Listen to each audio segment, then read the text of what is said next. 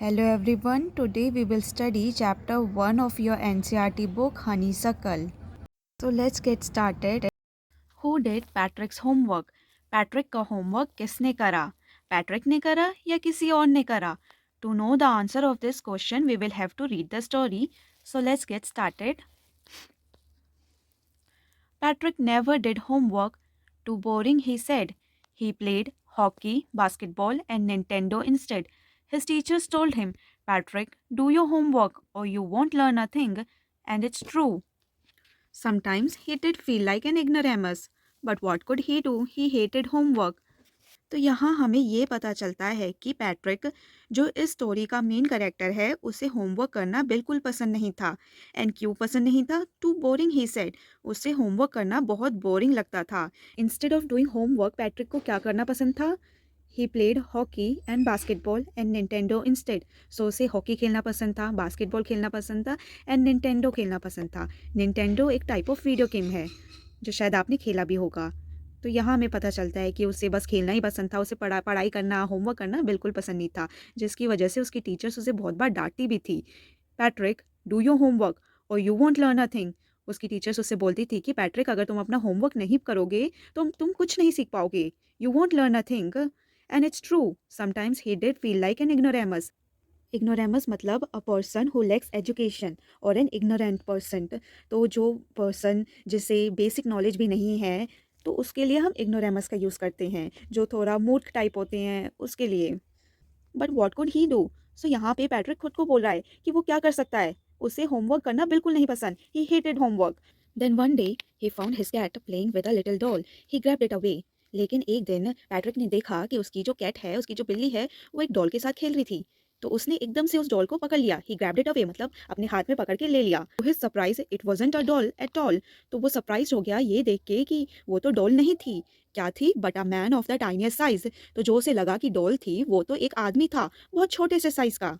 He had a little wool shirt with old-fashioned breeches and high tall head, much like a witch's. So वो उस आदमी ने क्या पहना हुआ था? उस आदमी ने एक वुलन शर्ट पहनी हुई थी और ओल्ड फैशन ब्रिचेस। तो ब्रिचेस क्या होते हैं? शॉर्ट ट्राउजर्स होते हैं। शॉर्ट ट्राउजर, छोटे पजामे, जो कि उसने पहने हुए थे। और उसने एक हाई टॉल, एक लंबी सी टोपी होती है ना, जैसे आपने कार्टून में विचेस को, चुड़ैलों को पहनते हुए देखा होगा, बिल्कुल वैसी टोपी पहनी हुई थी। ही येल्ड। तो वो जो आदमी था, जो टाइनी आदमी था, वो चिल्लाया, save me, don't give me back to that cat, I will grant you a wish, I promise you that.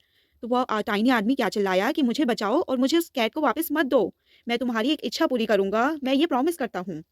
तो इस पैराग्राफ में आपने एक और चीज़ नोटिस करी होगी, जैसे कि बहुत सारे राइमिंग वर्ड्स गिवन है, ब्रिचेस, विचेस, कैट, दैट। तो ऐसे ही आगे भी आपको बहुत सारे राइमिंग वर्ड्स देखने को मिलेंगे। So let's read next paragraph. Patrick couldn't believe how lucky he was. Here was the answer to all of his problems. So he said, only if you do all my homework till the end of the semester. That's 35 days. If you do a good enough job, I could even get A's. तो जैसे कि हमने first paragraph में read करा था कि Patrick को homework करना बिल्कुल पसंद नहीं था। तो यहाँ पे जब वो टाइनी मैन बोलता है कि आई will grant you a wish, मैं तुम्हारी विश ग्रांट करूँगा, मैं प्रॉमिस करता हूँ, तो उसे लगता है कि उसके तो सारे ही प्रॉब्लम्स के आंसर्स मिल गए। ऐसा उसे क्यों लगता है? ही थॉट कि वो इस टाइनी मैन से अपना सारा होमवर्क करवा लेगा। So he says, only if you do all my homework till the end of semester, that's 35 days. तो वो टाइनी मैन से बोलता है कि तुम मेरा होमवर्क 35 डेज़ के लिए करना, और अगर तुमने अच्छा काम करा तो मुझे एज भी मिलेगी, मतलब उसको अच्छे मार्क्स मिलेंगे अपने होमवर्क के लिए। तो जब पैट्रिक बोलता है कि तुम्हें मेरा होमवर्क 35 डेज़ के लिए करना पड़ेगा, ये बात सुन के जो लिटिल मैन होता है उसका फेस कैसे हो जाता है? The little man's face wrinkled like a dishcloth thrown in the hamper. Dishcloth वो कपड़े जो आप बर्तन धोने के लिए इस्तेमाल करते हो, और हैम्पर एक बड़ी सी बास्केट होती है जिसमें हम कपड़े डाल देते हैं, गंदे कपड़े रख देते हैं ताकि हम उन्हें बाद में धो सकें। तो जो जो डिश क्लॉथ होता है एकदम गंदा सा, रिंकल्ड होते हैं, जिसमें फोल्ड्स होते हैं बहुत सारे, बिल्कुल वैसा ही फेस किसका दिख रहा था? लिटिल मैन का दिख रहा था। क्यों दिख रहा था? क्योंकि वो बहुत गुस्से में था। जब आप बहुत गुस्से में होते हो, आपके फेस में झुर्रियाँ सी आ जाती हैं, रिंकल्स आ जाते हैं, लाइन्स पड़ जाती हैं, तो वैसा ही फेस उस लिटिल मैन का भी दिख रहा था।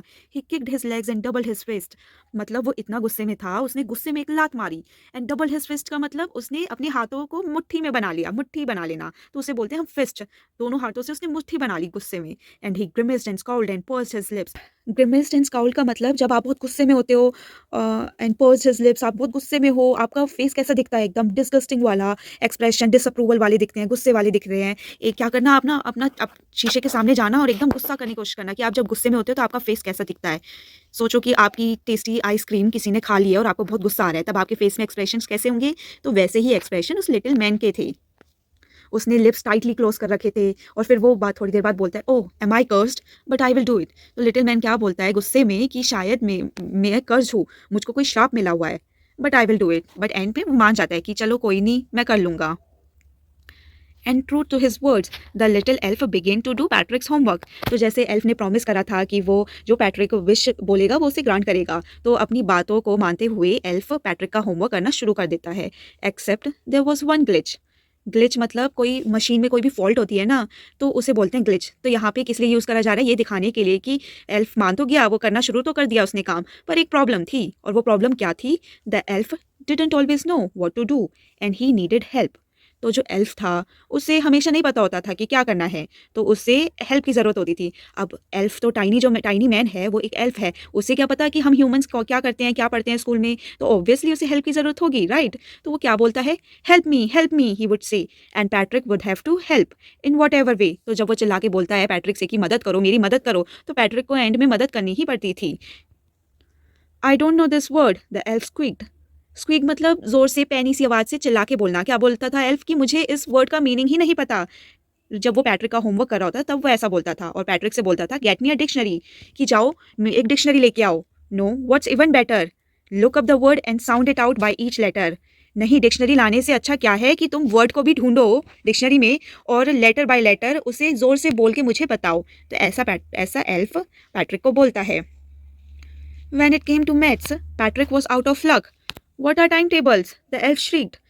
तो जब मैथ्स की बात आती है तो भी जो पैट्रिक होता है वो लक में नहीं होता, क्योंकि एल्फ को मैथ्स में भी कुछ नहीं आता। वो बोलता है कि टाइम टेबल क्या होता है?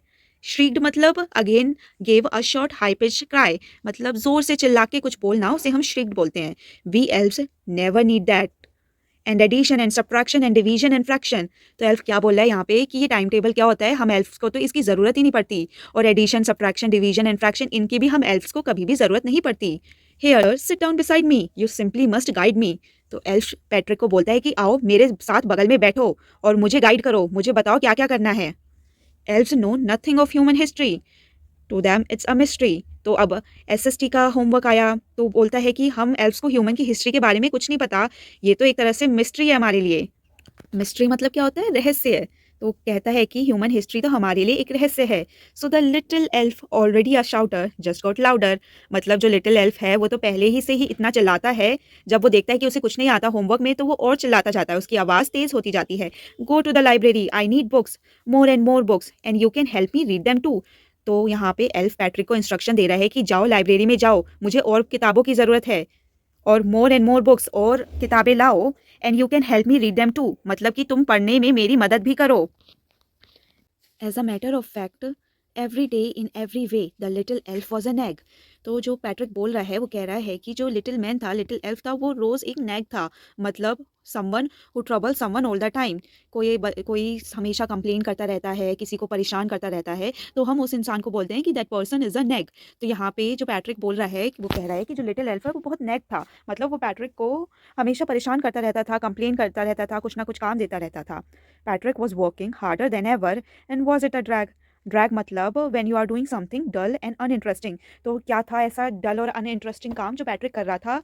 वो था रोज़ से ज़्यादा मेहनत करना, क्योंकि आपको पता है जो एल्फ था वो सारा काम किससे करा रहा था? वो तो पैट्रिक से करा रहा था। वो बुक पैट्रिक से मंगवा रहा था, डिक्शनरी में से वर्ड पैट्रिक से ढूंढवा रहा था, सारे चैप्टर सारी बुक्स पैट्रिक ही रीड कर रहा था। तो ये काम पैट्रिक को एक ड्रैग लग रहा था, कि बहुत डल सा लग रहा था, लेकिन उसे करना पड़ रहा था। He was staying up nights and, क्या कहना चाह रहा है पैट्रिक कि पैट्रिक रात भर जगा रहता था। He had never felt so weary and was going to school with his eyes puffed and bleary. So weary का मतलब होता है वेरी टायर्ड। तो पैट्रिक यहाँ पे कह रहा है क्योंकि उसे रोज़ रात को लेट तक उठे रहना पड़ता था एल्फ की मदद करने के लिए, जिसकी वजह से वो बहुत टायर्ड हो गया था, बहुत टायर्ड फील करता था। और जब वो सुबह स्कूल जाता था उसकी आंखें पफ्ड और ब्लियरी थी, मतलब बहुत ज़्यादा फुली हुई और टायर्ड सी दिख रही थी। Finally, the last day of school arrived and the elf was free to go. मतलब यहाँ पे 35 डेज़ पूरे हो गए, एक सेमेस्टर पूरा हो गया और जितना एल्फ ने प्रॉमिस करा था 35 डेज़ के लिए होमवर्क करने के लिए वो पूरे हो गए। तो अब एल्फ फ्री टू गो था, मतलब वो जा सकता था। As for homework there was no more. अब सेमेस्टर खत्म हो गया तो मतलब अब कोई होमवर्क बचा नहीं था।